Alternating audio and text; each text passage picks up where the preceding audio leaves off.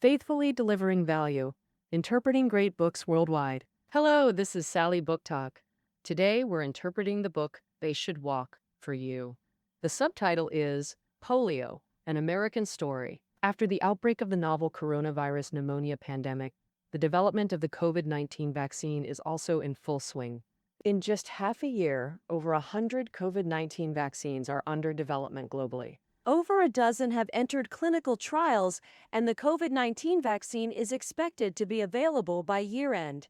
But over half a century ago, when another similar plague, polio, was rampant, vaccine development was much more arduous. Polio, also known as poliomyelitis, is nearly eradicated today, but was once a terrifying infectious disease. This disease is caused by the poliovirus, with symptoms including fever, headache, vomiting, and so on. At first glance, it resembles the flu. In a few cases, the virus damages the motor and nervous systems, affecting muscle development. For most patients, muscle atrophy occurs in the legs, making them unable to walk normally. The book's title, They Should Walk, originates precisely from this. If atrophy occurs in the head, neck, or diaphragm, patients lose the ability to breathe autonomously, which can be fatal in severe cases. In the first half of the 20th century, polio swept across the globe. Victims included U.S. President Franklin Roosevelt and Japanese physicist Masatoshi Koshiba, a Nobel Prize winner. It wasn't until the 1950s that a vaccine emerged, gradually controlling the situation. Friends born in the 80s and 90s might remember the sugar pills they ate as children. That was the oral polio vaccine. This book uses the vaccine's development as a thread to weave together the thrilling history of humanity overcoming polio. This history holds lessons for us today in fighting new infectious diseases, such as how to overcome panic and conduct vaccine trials. The author of this book, David M. Oshinsky, is the Director of Medical Humanities at New York University and a history professor specializing in 20th century American political and cultural history. This book won the Pulitzer Prize in 2006, documenting the winding journey of America and the world in overcoming polio. Chronologically ordered, this journey is roughly divided into 4 stages. First, the first major polio epidemic. Second, the misguided early research. Third, the debate over vaccine development approaches. Fourth, the largest public health trial in history. First, let's talk about the beginning. The first major polio epidemic. Humanity's history with polio likely stretches back very far. The earliest known evidence dates to 1500 BC, an image of a man with an atrophied right leg carved on an ancient Egyptian stone slab. And in 1789, British doctors first confirmed polio as a disease. Historically, it was a fairly common infectious disease. In the late 19th century, sporadic polio cases occurred in the U.S., but without epidemic spread, so it drew little attention. In 1916, America's first major polio epidemic struck, killing approximately 27,000 Americans. Keep in mind, the entire U.S. population was only about 100 million then. That meant 3 deaths per 10,000 people. New York City alone reported around 8,900 cases and 2,400 deaths, with 80% being children under 5. Well, strangely, it often hit clean, tidy, affluent, middle-class, and wealthy neighborhoods. Common knowledge holds that poverty and filth breed disease. Infectious diseases usually linked to poor hygiene and bad environments, like cholera, typhoid, tuberculosis, and plague, but polio was different. The most vulnerable were cherished children in middle-class families, leaving truly horrifying aftermath. Some children had paralyzed legs, unable to walk their entire lives. Others couldn't breathe independently, relying on an assistive device called the iron lung to survive. The iron lung resembled a sealed metal tank. It pushed and pulled the chest to create pressure, forcing the diaphragm to contract and relax, helping patients with paralyzed diaphragms breathe. Designed for short-term use, it became a lifelong prison for some patients during polio's rampage. Facing this terrifying disease, people immediately took standard measures, canceling public events, social distancing, strengthening animal quarantine, improving public health, and isolating patients. But these measures seemed barely effective. All summer, hospitals overflowed, medical staff were desperately short, and newspaper obituaries stretched endlessly. People back then didn't know where this disease came from. What was its transmission route? Why did it cause such severe harm? They had no idea how to protect themselves or their children, fueling widespread panic.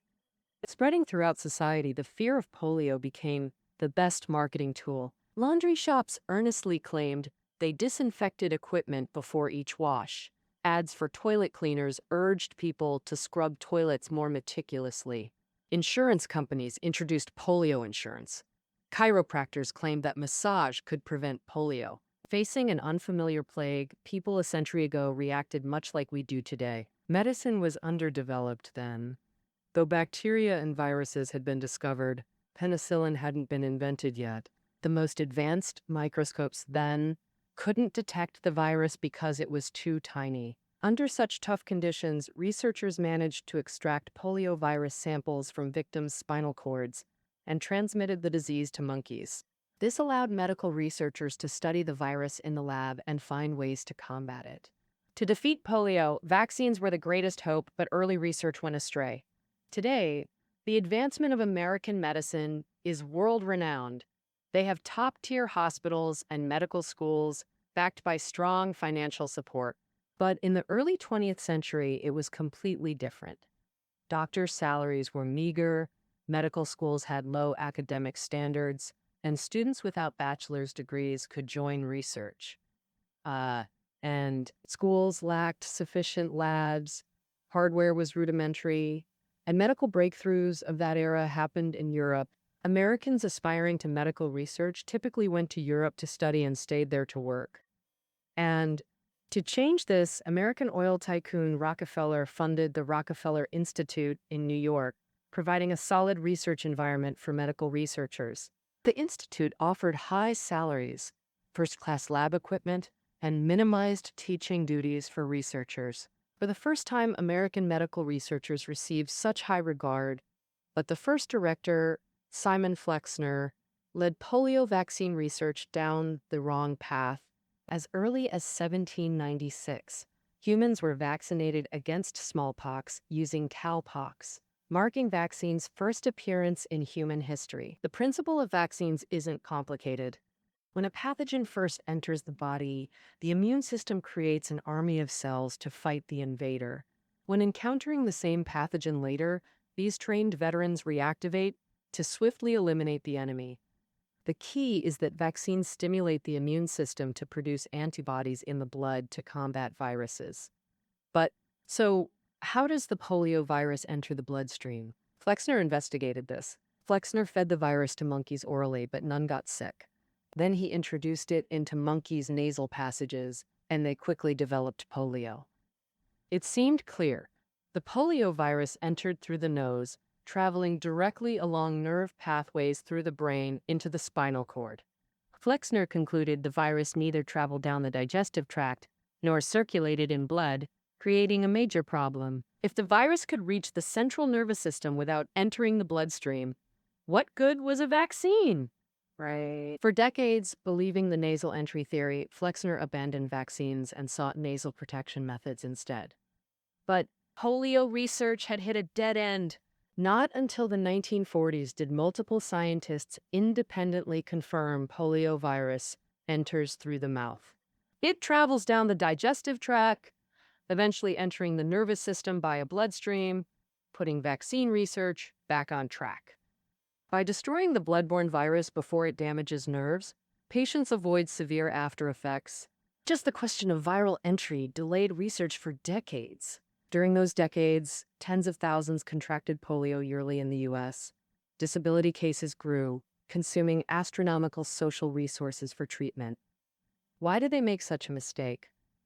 Researchers may have been dazzled by early medical breakthroughs, becoming blindly optimistic, or pressured to skip rigorous verification. This is a crucial lesson polio left us. Since the virus enters the nervous system through blood, developing vaccines is the right path. Now let's discuss the debate over vaccine development approaches. Generally, polio vaccines come in two types: live virus vaccines and killed virus vaccines. Live virus vaccines, also called attenuated vaccines, use weakened live viruses. The weakened virus triggers antibody production without causing severe symptoms. The sugar pills 80s or 90s kids ate, and today's oral drops are this type. You might worry, is swallowing live virus dangerous? Live vaccines do have minimal risk of causing actual polio, but this probability is extremely low. For example, U.S. data, 1990 to 1999, shows severe complications in just one of every 2.9 million doses. So despite containing live virus, these vaccines remain very safe. Moreover, vaccinated people shed weakened poliovirus in feces, enabling natural transmission. Even unvaccinated people gain immunity this way. This is called passive immunization. Thus, live vaccines suit regions with limited vaccination capabilities. In contrast, killed virus vaccines use inactivated viruses. Advantage: zero polio risk. Disadvantage: weaker immune response means shorter protection, plus higher cost. Production costs are 100 plus times higher than live vaccines. Incidentally, recent decades brought new methods like COVID-19 vaccines under development. Beyond live killed vaccines, there are nucleic acid, recombinant protein, and viral vector vaccines. These employ different technologies. Nucleic acid vaccines deliver genetic code for antigen proteins directly into human cells. Recombinant protein vaccines are made by genetically engineering antigen proteins and then using those proteins to create the vaccine. Facing the ancient enemy of viruses, our weapons are constantly evolving. And now back to polio vaccine research in the 1940s. Both research paths attracted many scientists. The key figures for live virus vaccines were Professor Sabin at the University of Cincinnati and American virologist Koprowski. The leader for killed virus vaccines was scientist Salk at the University of Pittsburgh. These three researchers raced against each other, with Sabin and Salk's rivalry being the most intense. The path to developing live virus vaccines, led by Sabin, was extremely tough because it's harder to develop. Researchers had to cultivate the virus generation after generation, constantly selecting weaker strains to get a mild virus suitable for vaccines, then scale up production while ensuring virulence didn't increase. This was an intricate process, seen as the proper path by the medical elite of that era. They believed only live virus vaccines could provide enough immunity to eradicate polio for good. Meanwhile, killed virus vaccines might trigger too weak an immune response to effectively protect vaccinated people. As the leader of live virus vaccine research, Sabin carried the hopes of the medical world, and his credentials matched those expectations. Sabin graduated from New York University Medical School, trained at the prestigious Lister Institute in London, worked at the Rockefeller Institute and Cincinnati Medical School, and was a senior member of the National Academy of Sciences. You could say Sabin represented the American medical elite of that time, while Salk, focusing on killed virus vaccines on another track, was almost the opposite of Sabin in every way. And Salk's public resume was unimpressive. He hadn't been through the Rockefeller Institute or done postdoctoral work at famous foreign institutions. The killed virus vaccine he studied was technically simpler, that didn't win favor from the mainstream elite, and was seen as mere craftsmanship. Sabin once said that Salk's achievements could be cooked up in a kitchen. From a very young age, Salk showed talents beyond the lab, a theme that defined his whole life. Beyond research, he frequently gave media interviews, becoming a famous celebrity scientist. He maintained close ties with Foundation officials, often heeding their advice. These actions severely damaged Salk's standing in the scientific community. Some colleagues accused him of violating principles by letting outsiders, Foundation officials, control research pace and direction. Others questioned the true value of Salk's vaccine. They argued killed vaccines couldn't provide sufficient immunity. Salk chose this research path just to make headlines. Both approaches received support from the National Foundation for Infantile Paralysis. Founded by President Roosevelt, they placed donation boxes nationwide, urging everyone to contribute dimes. The foundation raised hundreds of millions this way, funding vaccine development. Ostensibly neutral, foundation officials actually favored the killed virus approach because it was simpler and promised faster results. In this race, Salk indeed reached the finish line first. 1952, his killed virus vaccine showed promising results in small human trials. Dozens of subjects developed strong antibody responses to all three virus types, lasting months. Salk was overjoyed, though Sabin developed a live vaccine 5 years later. By then, Salk's vaccine was widespread, leaving the new vaccine struggling. How did Salk promote his killed virus vaccine? Next, let's explore the largest public health trial in history. Salk's vaccine emerged at the perfect moment. 1952 was America's worst polio year. News reported an Iowa farm family. 11 of 14 children got polio, though none died. Another Milwaukee family, 4 of 6 children infected, all died without exception. Such reports filled newspapers. Gloom enveloped the nation. Decades of hope and despair had shattered public confidence. Relying on the promise to conquer polio, the National Foundation raised astronomical funds over the years. But if vaccine research dragged on too long, no one knew how long this could last. Once donations decreased and funding dried up, research and treatment would halt. No one wanted to see the avalanche effect that would follow. Although conservatives like Sabin believed new vaccines should be observed for 5 to 15 years before mass rollout, the foundation and public couldn't wait that long. Salk himself believed 12 to 15 months of observation was sufficient. Arranged by the foundation, Salk announced his vaccine's progress on a national radio broadcast in March 1953, boosting public confidence to unprecedented heights. Salk only recruited just over 100 physically disabled children for testing. For a new vaccine, this sample size was far from adequate, but Americans' desire for a vaccine outweighed their concerns about the trial. The large-scale trial for the killed virus vaccine was imminent. The National Foundation and Salk's lab had to determine the trial's scale, format, location, participants, and independently handle all organization and funding. The polio vaccine public trial. For such a high-profile project, government agencies were almost entirely absent.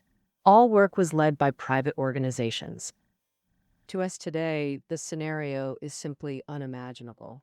Modern vaccines require multiple tests before market approval. Since vaccines might cause the disease they prevent, regulatory scrutiny is stricter than for regular drugs. Take. By current global standards, vaccine clinical trials have 3 phases. Phase 1 evaluates safety and immune response in dozens of people. Phase 2 typically involves hundreds to determine proper dosage. Phase 3 tests thousands to analyze safety and efficacy. In the U.S., each phase must occur under FDA supervision. Ultimately, less than 10% gain FDA approval for market. During the 1950s, when Salk's vaccine was tested, this entire process didn't exist, and their first challenge was designing the experiment. Foundation leaders preferred the volunteer observation control model. This method was relatively simple. Inject tens of thousands of elementary students nationwide with Salk's vaccine, then compare illness rates with unvaccinated classmates. This approach seemed direct, economical, and fair, requiring minimal funding. Data recording was straightforward, no secrecy or randomization needed.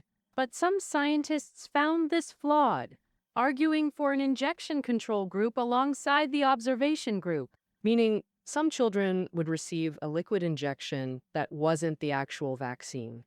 Additionally, the trial had to be double-blind, where neither staff nor subjects know who receives the real drug versus placebo.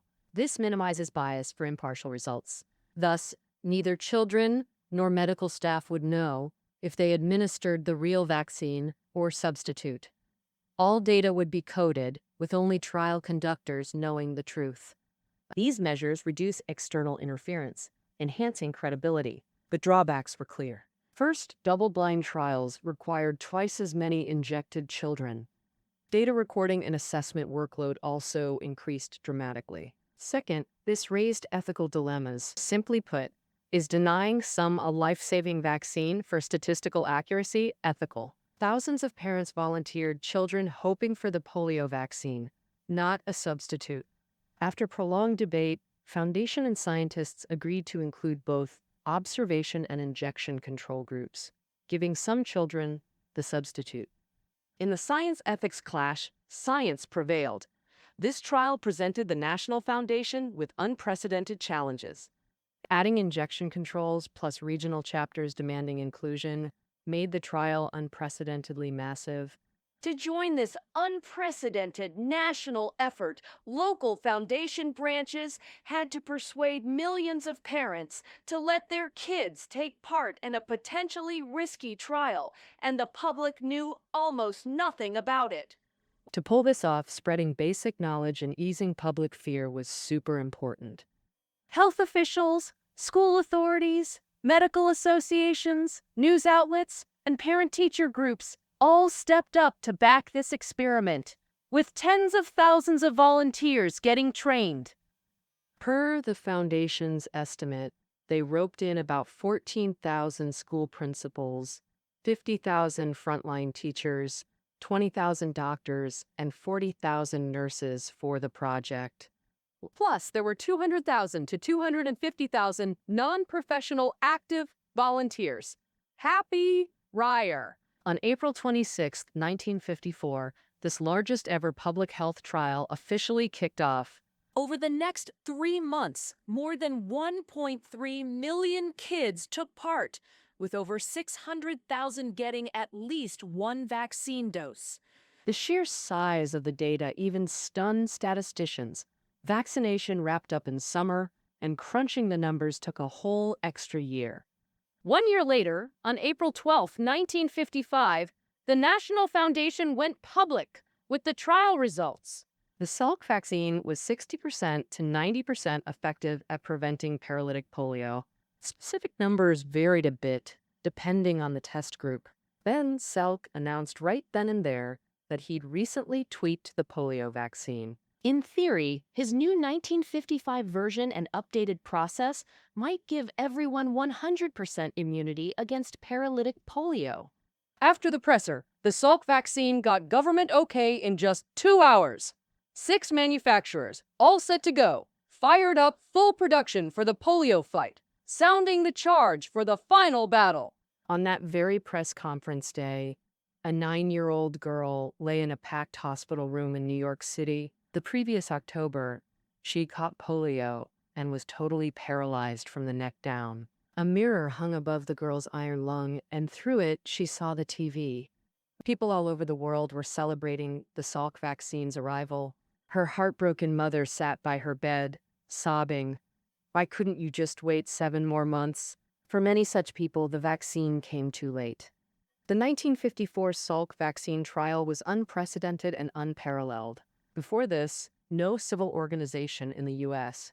had conducted medical trials on this scale. The methods and processes developed by the National Foundation in this project provided valuable reference samples for many civil organizations and governments. Since then, the U.S. federal government has increasingly standardized the testing and approval processes for drugs and vaccines.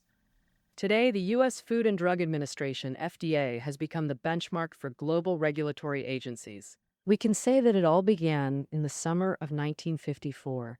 The Salk vaccine achieved great victory, while Sabin's vaccine was first widely adopted in an unexpected place, America's rival. When the Soviet medical community sought Sabin's help, he provided the vaccine free of charge.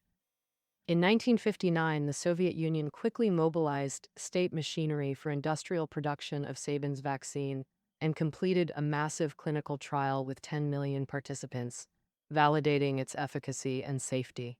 From then on, humanity had another weapon against polio, a vaccine. After widespread deployment, polio quickly subsided. By 1961, fewer than 1,000 polio cases were reported nationwide in the U.S. Compared to tens of thousands of new cases in previous years, it's clear that this war was coming to an end. In 2017, only 22 polio cases were reported globally. For example, today, only 3 countries, Pakistan, Afghanistan, and Nigeria, still have polio transmission. In 2019, the World Health Organization announced that humanity has eradicated 2 of the 3 wild poliovirus strains. Vaccines played a crucial role in achieving this. But after the vaccine was developed, public attention to polio quickly waned, and related scientific research stagnated. Polio once brought boundless fear, but today, many questions about it have been forgotten. The incidence of polio in August is 35 times higher than in April. Why is it so seasonal? Why are children particularly susceptible to infection, especially boys? Why did polio become prevalent in the 20th century while other infectious diseases were gradually being controlled?